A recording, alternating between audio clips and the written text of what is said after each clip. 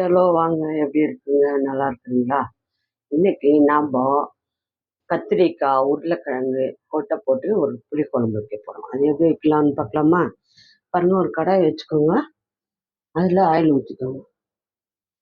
Oil ஊற்றிட்டு கடுகு கொஞ்சம், சீரகம் போட்டுக்கோங்க. கொஞ்சமாக வெந்தயம் போட்டுக்கோங்க. நல்லா பொரிஞ்சிச்சு.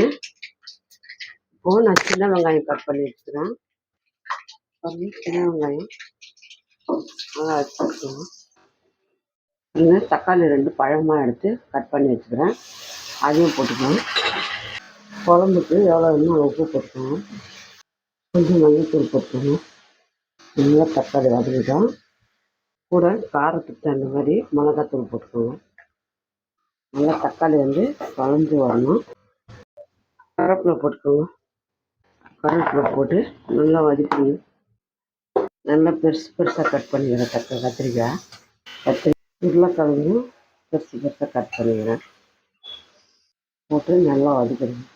நல்லா எண்ணெயில் வதங்குங்க. நல்லா வதக்கிறது வேக வச்சுக்கிறேன். இந்த கொட்டையை இதிலே போட்டுருவோம்.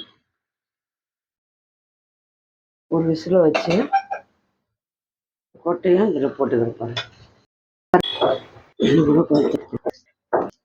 போட்டு பாருங்க,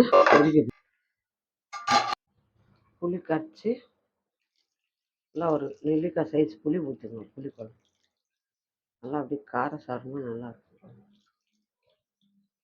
திப்பி இல்லாமல் புளியை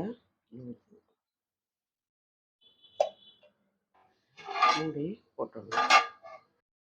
பாருங்க, குழம்பு ரெடி ஆயிடுச்சு. நல்லா எண்ணெய் பிரிஞ்சு வந்துடுச்சு. குழம்பு ரெடி ஆயிடுச்சு.